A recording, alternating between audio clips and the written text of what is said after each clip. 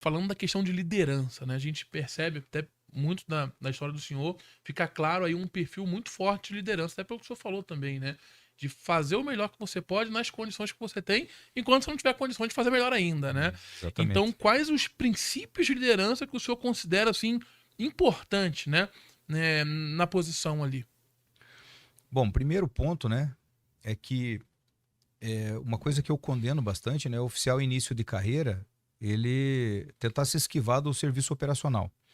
Porque eu diria que a primeira coisa para você ter liderança é você ter empatia. É você se colocar no lugar do policial e para se colocar no lugar do policial, do soldado que está, né, na primeira graduação da polícia, você tem que ter ombreado junto com ele. Se você nunca passou uma noite acordado patrulhando, você nunca precisou acordar de madrugada para fazer um cumprimento de mandado de prisão, se você nunca passou por isso, como que você vai saber o que esse cara passa, né? Passa frio, passa calor, qual é o equipamento que ele precisa, né? Como que tem que ser a viatura desse cara?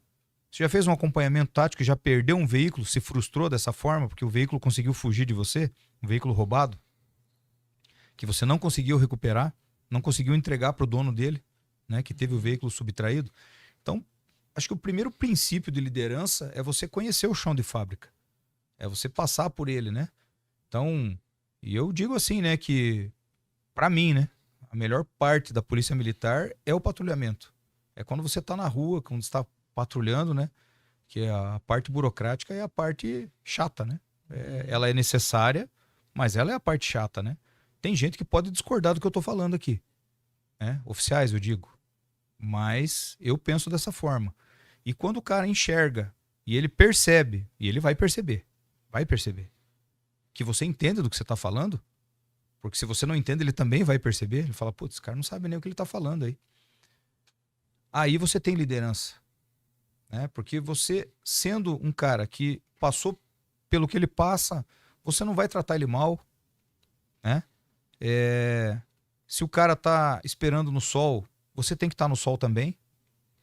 Se você tá na sombra, ele tem que estar na sombra também. Se você tem água, ele tem que ter água também. Então eu acho que esse é o primeiro princípio da liderança, é a igualdade, né? Independente do teu posto. Em qualquer empresa privada, não precisa ser militar e nem estatal. Qualquer empresa privada existe hierarquia e disciplina.